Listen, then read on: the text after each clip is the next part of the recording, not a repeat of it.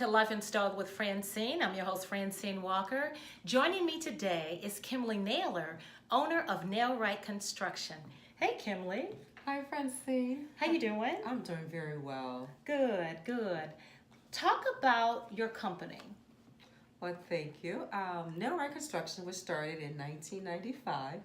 It was a family-owned name from our last name. We played off of that, and we wanted to go into business. However, for about the next 15 years, we did nothing, but every year I kept the name in honor of my dad. Nice. And then in 2015, I said, you know what? My dad has passed. I've crossed over 50. We best get started. And so I launched Nail-Rite Construction. So it was about 4 years in operation. So what's it like working in a male-dominated industry? Well, one of the things you're going to be tested. Like, is she going to really, stick to her guns? They feel like you should be a pushover, but you're the big boss, signing the checks. And then there's some guys who are just like really responsive and just think it's the coolest thing that a woman is here. They're willing to support. So you kind of get a blend. Do you have, so you do a lot of the work yourself? Do you have staff? How does that work? It's kind of a combination. If everything works well, the staff will take care of it. If we run behind, things happen, I'll pull up my sleeves and keep it moving. Timelines are very critical. So I've been on both sides, working and then just, overseeing the staff. What are some of the projects that you've worked on? Well, our most recent project, which I'm very excited about, is the brand new Foreman Mill that's scheduled to open next week. Really? Yeah. Nice. It's going to be on Grand River in Greenfield, so that's pretty exciting. That's some 54,000 square feet of work, so that was good. We had a small project on the Little Caesars Arena last summer before they opened. Okay. And I've worked on some renovation of some of the bedrock properties downtown. There's, sometimes coffee spills, water runs through floors, and you have to go in and make some repairs and maintenance. So. Okay. So with construction, we've got real estate, correct? Yes. Let's talk about the real estate aspect of it. So in the residential market, there's a big boom here in Detroit, and I've had the opportunity to work with several investors. Some new homeowners come to Detroit where they're renovating houses. I mean, some of them they're gutting, some of them they're just adding additions, kind of updating it. But in the residential space, there's quite a bit of activity. I mean, massive activity right now. And it's a great opportunity for those who's looking into real estate now. Really? That you can work with a contractor like myself and really make an amazing home or properties that you want to buy and sell, or even just keep as part of your portfolio to rent out. That is so cool. It is. Wow, girl power. Yes, it is. Black girl magic. Yes. Wealth creation for real. So speaking of wealth creation, the investment aspect of it. A lot of people wonder, how much money do I need to get into real estate? Do you have to have a lot of money up front? And there are strategies that you can use. A lot of people have retirement funds. Sure. And they don't know that they can actually create that or transition that to a self-directed IRA. Nice. And they can manage the fund growth themselves. They just use real estate instead of stocks and bonds. So that's one avenue. People are sitting on money and don't even know they have access to it. Right. Another way you can get started is there's something called wholesaling, where there are investors and they're coming in droves into Detroit right now. So you might find a project, put it under contract, and you actually sell that contract. So you might sell the contract for $3,000 or $4,000. Just something that's enticing for the investor to come and take it off your hands. So now you're making money without even putting any money on the table. So there's various strategies that real estate can, help you reposition financially. I understand you have an event coming up. Yes. Let's talk about that. So on November 17th, we're going to be at Kobo Center. It is the 10th anniversary of Positive S.I.S.T.E.R.S. Okay. And S.I.S.T.E.R.S is an acronym. Self-improvement simply takes education, redevelopment, and sincerity. Okay. And that was something that I personally experienced when I started improving upon who I was as a woman. Yeah. And the education and the personal development, and a new world emerged. And so I started sharing that gift with other women. Awesome. And I did some life coaching training so I could be a coach to other women. And so for the last 9 years, we've hosted events, workshops, webinars, and this annual event, which is a fundraiser for us to raise money to mentor young girls. Okay. So this year is 10 years. We were in Southfield previously, and we're going to Cobo Hall, to the heart of the city. Nice. So that we can celebrate 10 years and give people a flavor of what we've been doing for the last 9 years. And also let them see all the development that's happening in Detroit. They can also start taking part in it. So you're tying in construction, real estate, sister girl empowerment all together. Yes. So it's safe to say those are your passions? That is correct. One of the things I use is the statement, I build structures and I build lives. And recently I had the opportunity to collaborate with some sisters out in Los Angeles and from other parts of the country. And we wrote a book called Wealth for Women. And Congratulations. it's creating the dream for, creating the team for building the dream. And it's professionals helping you in the real estate market and how to get started. So you get all these different strategies in a book. And Nice. we were very excited because it published on the 2nd. And it was a bestseller and #1 in the real estate sector Oh, on wow. Amazon. Girl. Yes. So we're making girl power in this whole real estate world because we had a mantra that we said over our event. I am here to be financially free and I'm taking my sisters with me. Oh, Wasn't wow. that powerful? That is wonderful. Isn't that powerful? I think it's phenomenal that you allowed yourself, you took it upon yourself, you took the initiative to improve upon yourself, and then you wanted to share that with other women. Yes. That is something to be, commended on. That is truly a passion of mine. My goal is to help women really explore their heart space, really know who they are as a woman. And then from that space, live in the world. You know, we were saying earlier, it's like when you get that certain age, you're like, this is all about me. Oh. But we want to give women permission early in life because if we do, we become a powerful force that will unify in sisterhood. Yeah. It's truly Black girl magic. I think that's very important. I know as I have matured, it's something about the nurturing that we want to do. We want to reach back. We want to pull people up. Yes. So it's like, you don't have to get it at 50. You can get it at 30. You can get it at 20. You can get it at 40. And I'm giving out this, I'm sharing my information and my wisdom because it's just like, it just feels good to share that and get that and give, what I mean? Give that to people. And even at this event, I'm like, I told everyone, if you know someone who's 25 to 35, that's what I really want in the room. Why is that? Because can you imagine what the world would look like when we gracefully and confidently transition as women, leading change? So by the time we're 35, we're anchored in this way of thinking that I'm not just building my life, I'm here to build a whole community. So they make great elders of wisdom. Yes. Instead of just like we're fumbling and stumbling through life. And then we get to 50 and say, I need to reinvent myself. Yes. You just came, you just constantly evolved into this greater essence. Yeah. And it's not to say, it's not to say that if you are in your 50s and you decide to reinvent yourself, that's okay too. Yes. It's never too late, but I think you just have to get started. Do you agree? That's correct. And I think a better word, like reinventing yourself is amazing. Yes. Some of us wait until 52 to discover ourselves, and that's a difference. Yeah. So let's correct that. So we don't want to wait till we're 50 to discover this great essence in us that we could have used. For me, I often say the first 36 years of my life, I was latent. I didn't know that part of me existed. So when I emerged, I was like, oh no, I don't want any young woman to ever lose that part. By the time she's 36, she could be utterly amazing and then reinvent herself into something greater. Yes. How about that? What do you think that is? You mentioned that you didn't know at 36 or what do you think that is? And I think that that has occurred with a lot of us. It does. Do you think it has something to do with the previous generation before our mothers, and that may have had some influence? For me, it was personally because my mother was raised at a time when being Black and white was really, a contentious issue. And if you had opportunities, light-skinned women fared better than dark-skinned women as far as acceptance into mainstream. Yes. So being a little dark girl, she was always trying to,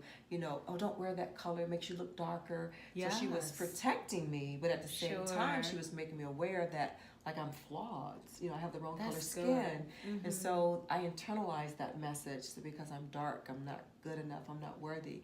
And that was my message to myself for the first 36 years. Oh my God. And I just missed all of this beautiful woman that I am. Even my... Because you are. I know, even my She natural... fine, y'all. I'm even like, my natural okay. features of beauty. I was like, Yes. how did I miss that? But the mirror reflects what you feel in your soul. not what you That's see in the good, mirror. Kimle. And so I started helping people unleash their soul's essence. So this event that we're doing on November 17th was a combination of the models being real women like you and I. So women saw themselves through the lens of another woman and said, you know what, I am good enough as is. Sure. Let me focus on the other part of me. Because representation matters. It does. It's just like when I watch a show where the characters are predominantly of color. And it's like, wow, there's some validation Yes. coming, staring back at me from the screen. So it's And like relatability. Relatability. I matter. I'm important. I'm okay as I am. So I'm part of this narrative. I'm part of this narrative, and I'm a great part of this narrative. I'm seeing Black excellence. I'm seeing Yes. women in excellent roles. And Yeah. that build confidence in me just from emulating it from the screen. That's why it's Right. important, what you envision and, put yourself around so it can really give you that boost. Because Oprah says it all the time. She always recounts back to seeing Diana Ross and seeing Diane Carroll and Julia. It was just those kinds of images that reminded her, this little girl from Tennessee, of who she was capable of becoming. Yes, and I love that phrase. In one of our workshops we host is the art of becoming. Give yourself permission to explore the art of becoming who you're destined to Which be. is the name of Michelle Obama's book, Yes, it Becoming. is. So that's a Becoming. great, It's a I think that's a powerful nice word. little transformative word. It is. With a lot of power Lots and of a lot of power. energy to get you moving and becoming into the right direction. Yes, yes. Wow, I'm excited. It sounds like there's another thing. There's another special part of this event that has something to do with someone's birthday. Celebration, 5-5. What is it? Double nickels? Double nickels. Double nickels. And I am super excited to say I'm 55 because the Saturday before Mother's Day this year, I'm driving down the Southfield Freeway, hit a puddle of water, and my car just spun out of control. I'm like, Girl. what the heck is happening? Sure. And I'm trying to steer clear of hitting other cars, and my ultimate prayer was, Lord, please don't let me hit somebody. And all of a sudden my car just bam, and so I smashed into the wall, and I'm facing traffic. I'm just grateful I stopped, and I'm kind of like, am I all here? Sure. Yeah, So I yeah, was yeah. so grateful. I mean, I was banged up quite a bit, physical therapy and all, but no broken bones. Yes.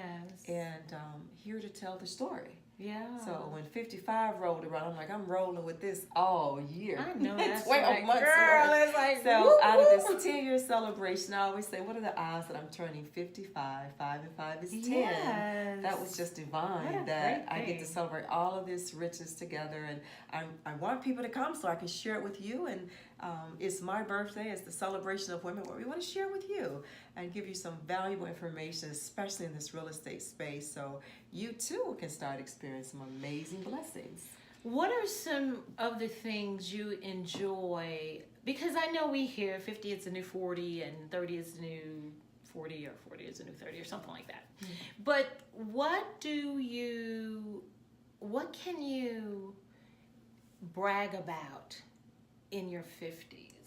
What's good? What's some of the positive aspects in your 50s? Well, for me, I think it's quite different because I don't look at myself as 50. I kind of look at myself as 19 because I didn't come alive until 36. I had no vision, All no right, Jack dreams, Benny. no aspirations of any sort. I mean, I lived like Groundhog Day. We just mopey, went through the moments. I did what I was told, and but then I just came alive. So I tell people I have so much zeal because I'm like a teenager. So I'm soon to be 20 next year. Yes, I know that's right. And you know what? You're absolutely right. I find that when I turned a certain age, it was just a matter of, okay, like when I turned 50, it was sort of kind of like, I feel good. And I've met people where it was kind of like Independence Day. I was just like, woo, fireworks free. And then I've met people where it's like, But I think it was the state of mind and the things that were going on around them and what they had allowed. Yes. And what they now what they didn't understand or realize that they didn't have to allow it. That's true. You know, any That's longer. true. That's so it's true. like, oh wow, you know. So I feel like when you get that age, it's really up to you, and it's on you, and you can do whatever you want to do. Well, I know my mantra is, even though I say I'm 19, but 50, I don't owe anybody anything. Sure. What I want to do, I'm not concerned about someone's opinion. At 50, you've earned that. 50, yeah, you have. You've earned that. Yeah, you have. What Absolutely. you want to do, it's all good. Absolutely. You've gone Somebody's through. opinion, not even a consideration. It's You've like, gone wait a through enough minute. to be here. It's like, I'm sorry, I'm not going to lose sleep over that No, one. not that one. Yeah. No, I'm 50. Wow. And the date again, and the name of the event again? It's the Real Women Like Us, Redefining Our Beauty. And it's the 10th anniversary of Positive S.I.S.T.E.R.S, November 17th. That's a Saturday. Doors open at 10:30. It's an all-day experience of empowertainment. We have music, dance, spoken word, inspirational speakers. Dr. Missy Johnson is a breast cancer survivor. Wow. In a coma for 40-plus days. And a near-fatal accident. Goodness. She has a story to tell you about some fearless faith and help you kick off That's 2019. That's a testimony for you to start leveraging for your own life. And then we have some construction people there. My colleague, Miss Asia, she's in her 20s. I think she's amazing because she's going to show you how she's leveraging these contracts and working with investors from around the country. And I'm saying, if you can see a 20-year-old doing it, of course you know you can do it. And this is one of your mentees. And this is, well, we just met because of the space of construction. Okay. But she's just phenomenal. Okay. Yes. That's great to have her. And then you can't miss Brother Zeke Johnson. He's the real estate man. And you can find him on YouTube. And he'll start teaching you right now how to get that money. Detroit is a new gold mine for you. Alrighty then. It's time to dig. It's time to dig and get that money. We say we making money moves. Cardi B, money moves. It's like, hey, Okur. If you're ready, Okur, yes. You ready for some money moves? You want to be there on the 17th. We're going to show you. Well, thank you, Kimle. Wow, Thank what a you. phenomenal story. Yes, Thank you for sharing. And I know your event is sure to be a success. Absolutely. And I just want to we'll let people make know sure- you can get tickets by going to positivesisters.com. And brothers, don't be distracted by Positive Sisters. We have men present in the room. Yeah. And you want to be surrounded by positive sisters. Women that you can work with. And you can reach me also by just dialing me at 313-402-4997. And I look forward to seeing you while I celebrate this 10th anniversary. Awesome. Congratulations once again. Thank you so much. Again, thank you for being on the show, and we'll make sure we post that information on the website as well. Absolutely. So, thank you for having me. yes, It was an honor. Yes, Thank it was my pleasure, and happy double nickels. Double nickels. That concludes this edition of Life in Style with Francyne. We'll see you next time. Don't forget to like and subscribe to my YouTube channel and check out my other phenomenal interviews. Until next time, be well.